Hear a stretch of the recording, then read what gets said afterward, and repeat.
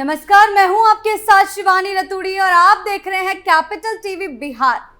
बिहार की सियासत इन दिनों बगावत, आरोप प्रत्यारोप और आंतरिक कलह के बीच ऐसी करवट ले रही है जिसने चुनावी माहौल को और भी ज्यादा दिलचस्प और जटिल बना दिया है। एक और जहां एनडीए अपने विकास के एजेंडे के साथ मैदान में मजबूती से डटी हुई है और महागठबंधन पर तीखे हमले कर रही है, वहीं दूसरी ओर खुद महागठबंधन अपनी ही पार्टी में चल रही कलह से जूझ रहा है। भीतर से उठती बगावती आवाजें और नेतृत्व को लेकर जारी असमंजस ने इस गठबंधन को अस्थिर बना दिया है। बिहार की राजनीति यूं ही हमेशा से अप्रत्याशित और पेचीदा रही है। यहाँ हर बयान, हर रैली और हर रणनीति का सीधा असर मतदाताओं के मन और चुनावी नतीजों पर पड़ता है। ऐसे में अब चिराग पासवान का तीखा और भावनात्मक बयान सामने आते ही सियासी हलकों में भूचाल सा आ गया है। उनके बयान ने चुनावी चर्चाओं को एक नई दिशा दे दी है और संकेत दे दिया है कि बिहार में सियासी तापमान अभी और भी ज्यादा चढ़ने वाला है। क्या कुछ चल रहा है बिहार में, आइए जानते हैं विस्तार से। चिराग पासवान को मिली धमकी। बिहार विधानसभा चुनाव 2025 की सरगर्मी अब चरम पर पहुंच चुकी है और इस सियासी तपिश के बीच लोजपा रामविलास के राष्ट्रीय अध्यक्ष और केंद्रीय मंत्री चिराग पासवान ने अपनी मुंगेर की नव संकल्प रैली में एक ऐसा बयान दे डाला जिसने पूरे राजनीतिक गलियारों में हलचल मचा दी है। चिराग ने रैली के मंच से खुलकर आरोप लगाया कि उन्हें बम से उड़ाने की साजिश रची जा रही है। उन्होंने मंच से गरजते हुए कहा, मैं रामविलास पासवान का बेटा हूं, शेर का बेटा हूं, मुझे ना कोई डरा सकता है, ना तोड़ सकता है, ना झुका सकता है। उनके इस बयान ने एक बार फिर से यह जता दिया कि वह अपने को केवल एक राजनेता नहीं बल्कि एक संघर्षशील योद्धा के रूप में पेश करना चाहते हैं, जो अपने सिद्धांतों और एजेंडे से डिगने वाला नहीं है। चिराग का कहना था कि पहले उन्हें उनके परिवार से ही अलग कर दिया गया, फिर उनकी पार्टी को तोड़ने की कोशिश हुई और अब उन्हें जान से मारने की धमकी मिल रही है। ये बातें उन्होंने ऐसे समय पर कही जब राजनीतिक वातावरण पहले ही आरोप प्रत्यारोप और ध्रुवीकरण से भरा हुआ है। इस पूरे घटनाक्रम को और भी गंभीर बना दिया वो भी सोशल मीडिया पर दी गई धमकी ने, जिसमें एक इंस्टाग्राम यूजर ने उन्हें बम से उड़ाने की बात कही थी। पार्टी के वरिष्ठ नेताओं ने इस धमकी को न केवल गंभीरता से लिया था बल्कि इसकी शिकायत साइबर सेल में भी की गई थी। जांच में पता चला था कि धमकी देने वाला युवक समस्तीपुर का रहने वाला है और उसका नाम मोहम्मद मिराज इदरीसी है, जिसे बाद में बेगूसराय से गिरफ्तार भी कर लिया गया। पुलिस ने मोबाइल और सिम कार्ड जब्त कर लिए और फिलहाल उससे पूछताछ जारी करी थी। यह मामला न सिर्फ चिराग की व्यक्तिगत सुरक्षा का प्रश्न बन चुका है बल्कि अब यह एक राजनीतिक मुद्दा भी बन गया है, जिसे लेकर लोजपा कार्यकर्ता आक्रोशित हैं। खुद चिराग के जीजा अरुण भारती ने भी बयान दिया है। उन्होंने कहा है कि अगर चिराग को कोई नुकसान पहुंचा तो वे खून बहाने से भी पीछे नहीं हटेंगे। इन बयानों ने सियासी तूफान को और भी ज्यादा हवा दे दी है। चिराग ने कहा है कि मेरे खिलाफ साजिश रचकर विपक्ष बिहार फर्स्ट, बिहारी फर्स्ट के एजेंडे को खत्म करना चाहता है, लेकिन चिराग पासवान डरने वाला नहीं है, ऐसा उन्होंने खुद कहा है। केंद्रीय मंत्री ने कहा कि विपक्षी दल चाहते हैं कि बिहार के लोग जाति और धर्म के नाम पर एक दूसरे से अलग हो जाएं। विपक्ष पर चिराग का हमला। चिराग पासवान की यह रैली केवल धमकियों तक सीमित नहीं रही, उन्होंने विपक्ष पर तीखे हमले भी किए हैं और साफ साफ कहा है कि राजद और महागठबंधन की राजनीति अब भी जाति और धर्म के नाम पर समाज को बांटने की कोशिशों में लगी हुई है। चिराग ने याद दिलाया कि 1990 के दशक में जब लालू प्रसाद यादव के नेतृत्व में सरकार थी, तब बिहार विकास की दौड़ में सबसे पीछे चला गया था। उन्होंने कहा कि उसी कालखंड में बिहार का नौजवान रोजगार के लिए पलायन करने को मजबूर हुआ और आज तक वह स्थिति सुधरी नहीं है। नीतीश सरकार कोशिश कर रही है लेकिन अभी पूरी तरीके से ये हुआ नहीं है।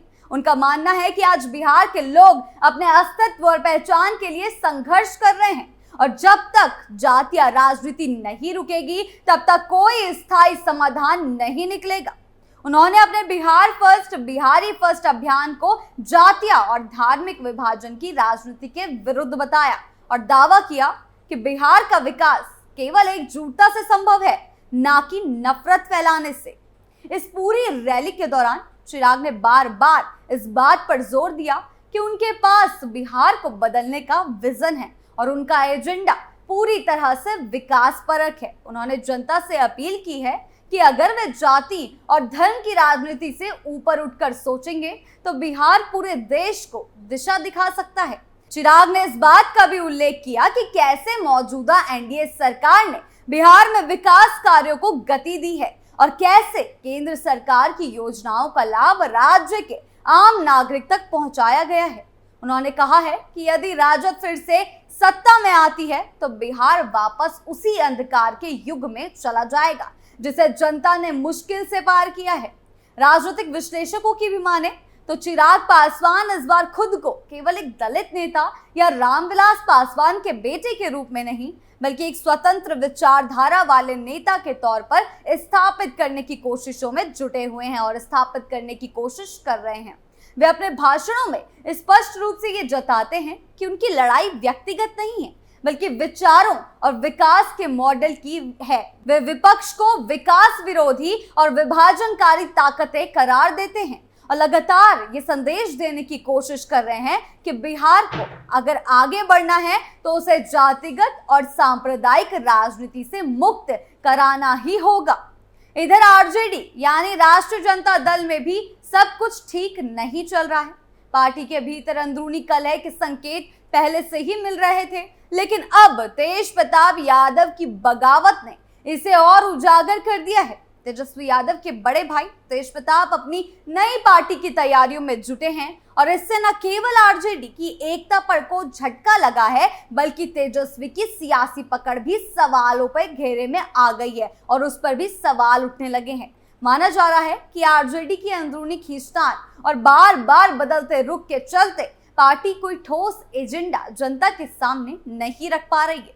तेजस्वी जहां बेरोजगारी और महंगाई को मुद्दा बनाकर लोगों को आकर्षित करना चाहते हैं, वहीं उनके ही पार्टी के भीतर नेतृत्व को लेकर सवाल उठने लगे हैं। इन हालातों में जब एनडीए खेमा पहले ही हमलावर है और अब चिराग भी खुलकर विपक्ष पर हमला बोल रहे हैं तो आरजेडी के लिए स्थितियां और भी ज्यादा कठिन हो गई है। चुनावी माहौल में ऐसे बयान, धमकियां और सियासी आरोप प्रत्यारोप न केवल राजनीतिक तापमान बढ़ा रहे हैं बल्कि इस बार का चुनाव और भी अधिक रोचक और जटिल बनाते जा रहे हैं। चिराग पासवान की राजनीति अब एक मोड़ पर है जहां वे या तो बिहार की राजनीति में नई लहर बन सकते हैं या फिर पारंपरिक राजनीति के दायरे में खो सकते हैं। लेकिन फिलहाल तो उनका अंदाज साफ है कि वे किसी भी कीमत पर न डरने वाले हैं, न झुकने वाले हैं और ना ही चुप बैठने वाले हैं। ऐसे में जब पूरा बिहार चुनावी रंग में रंगा है तो चिराग पासवान की इस रैली और बयानों ने यह साबित कर दिया है कि वे इस लड़ाई को सिर्फ सत्ता के लिए नहीं बल्कि एक विचारधारा की जीत के लिए लड़ रहे हैं। अब ये देखना बाकी है कि जनता इस आह्वान को कितना समर्थन देती है और 2025 में बिहार की राजनीति में इतना तय है कि धमकियों, बगावतों और विकास के वादों के बीच यह चुनाव पहले से कहीं अधिक दिलचस्प और निर्णायक होने जा रहा है। इन सब के बीच यह स्पष्ट है कि बिहार की राजनीति 2025 के विधानसभा चुनाव से पहले एक नए मोड़ पर पहुंच चुकी है, जहां एक और चिराग पासवान जैसे नेता खुलकर अपने एजेंडे, साहस और विकास की सोच के साथ सामने आ रहे हैं। वहीं दूसरी ओर विपक्षी खेमे में भीतरघात, अस्थिरता और नेतृत्व को लेकर भ्रम की स्थिति है। जाति और धर्म की पारंपरिक राजनीति से हटकर बिहार फर्स्ट, बिहारी फर्स्ट जैसे नारों की गूंज ये संकेत दे रही है कि अब जनता भी सोच, रोजगार, विकास और आत्मसम्मान की राजनीति को तरजीह देना चाहती है। ऐसे में आने वाले दिनों में जो भी घटनाएं होंगी वे बिहार की राजनीतिक दिशा तय करेंगी। बिहार चुनाव 2025 सिर्फ चुनाव नहीं बल्कि एक निर्णायक लड़ाई बनने जा रहा है। आपको क्या लगता है हमें कमेंट सेक्शन में जरूर बताएं। वीडियो अच्छी लगी हो तो लाइक शेयर करें और चैनल को सब्सक्राइब करना ना भूलें। नमस्कार।